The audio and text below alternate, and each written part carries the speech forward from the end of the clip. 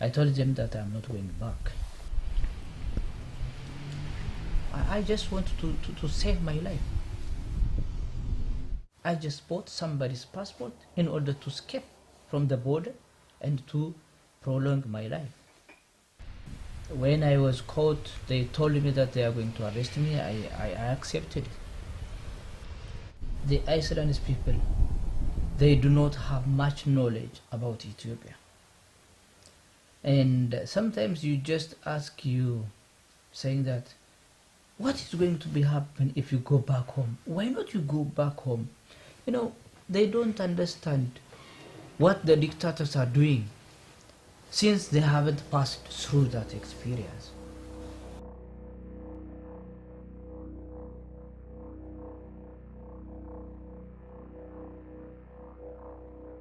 I have chosen to run away from my country because I don't want my kids or my family members to see me killing by the police.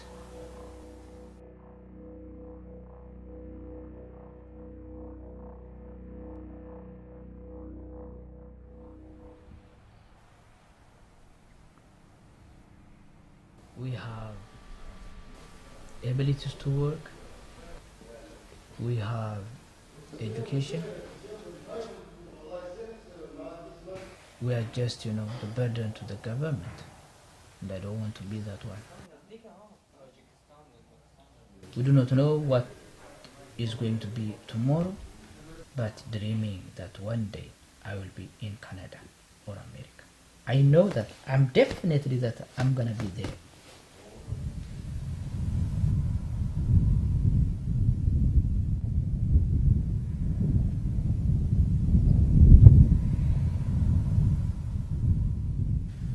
I was born in Afghanistan, and I exactly don't know how old I was when my parents we moved to Pakistan, or I was around 3 years old, and I was seeing my people suffering, and especially the injured people when they were brought to Pakistan. So it was terrible. And it is getting worse, in Afghanistan, and now it's spreading to Pakistan too. So it's like I'm losing both the countries. And I had this fake passport with me, and that was Belgian passport, and was gonna come here, stay a couple of days, see Iceland, and then fly to Canada. So when I arrived here from Denmark, and when you collect your bag and you're going out, the police stopped me and asked for my documents and everything, and I want asylum here.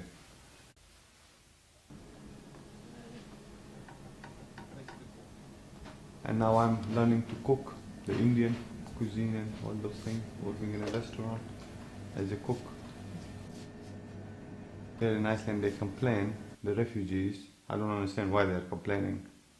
Because like you come from Afghanistan and you come to Iceland or from Palestine or from Iraq and you spend 2 months here and then you start complaining. I don't understand that. How come you are so unthankful? You are safe here, you get food, you have fresh air, there is no hot weather here, it's always raining, what else do you want? Of course the bureaucracy and that asylum thing, it takes time. You came here illegally, you have no documents, you have no proof, just wait it on, wait, let them do the things. If you are a genuine asylum seeker, you should never complain.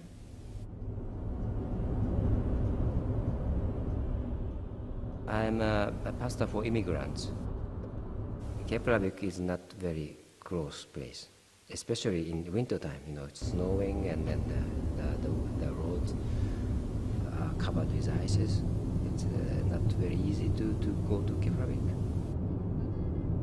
They want to keep asylum seekers actually away from the other citizens, because when they mingled with Icelandic people more, they have more friends, which means the authority would have more complaints when they decided to deport the person.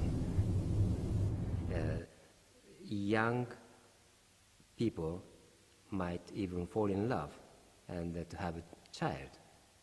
And then the things would be even more difficult for authorities. I was ordained in Japanese church and serving in the congregation in Japan.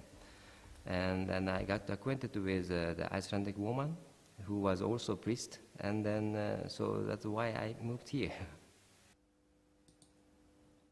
I had to study Icelandic. It took much time and energy. I had to just concentrate on prove myself, and I am thankful for that, because every single opportunity which I could get, I use it with my best.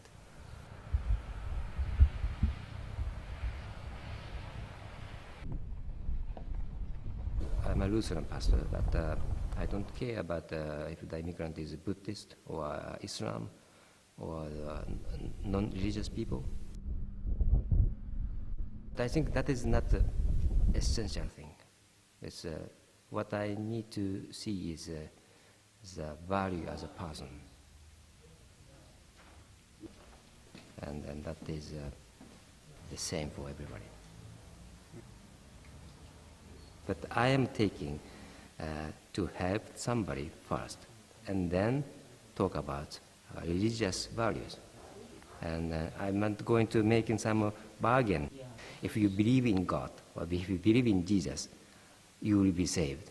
I think this is a total lie, and I think it's immoral even.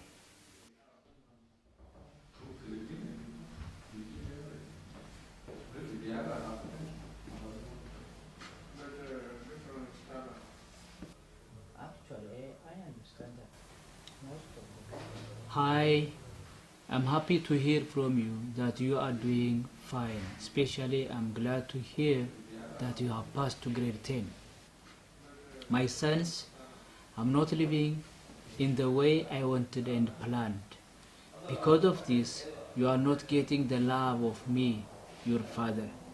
I don't know when it is going to be finished and we meet and live together. Please, please understand my situation where I am in.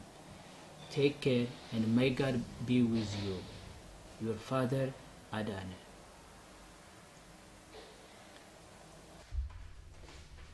There are several things which we can perhaps change in the system, because so far things are very unclear and invisible. The procedure itself, how the authority is handling the cases, should be more visible. We exist, they exist, and they should be more active and creative in the communications.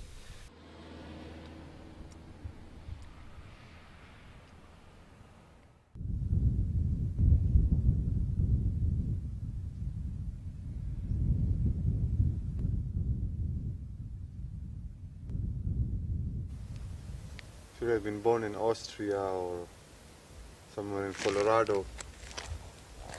You know, could ski all day long, never get tired of it. I started when I was 28. That's the price you pay when you are born in a wrong country. It's amazing when you go up and you come down as fast as you can, and it gives me this feeling of free and I'm free. I can enjoy my life.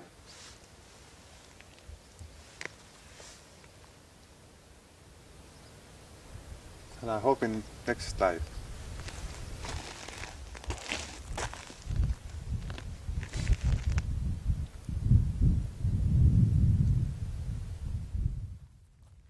I know one day it's not only me, even the Ethiopian people will be set free. I know that the northern part of Africa is uprising, where the population, I mean the whole population is uprising and overthrowing their dictators.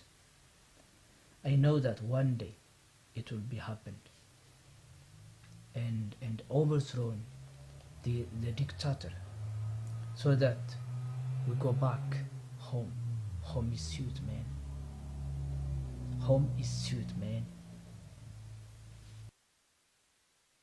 Some people just thought as, oh, he was talking always about some bad things about Iceland, like a very aggressive person. And then I wanted to just show that I'm not only that. I'm going to write poems in Icelandic, which is not related to my job. And so that was the beginning. And then actually I like it very much. It's my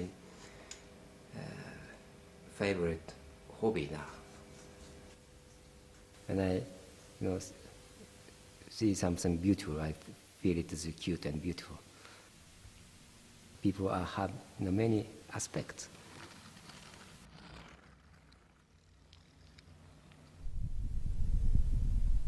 Tunglið, hoistið fykur í húmið með vindunum. Still tunglið, hvít og mjúkt, brosir við hjörtum manna í hópi. Svo hugsa ég til þín. The autumn is blown away with winds. Quiet is the moon, white and soft, smiling to people's heart modestly. So I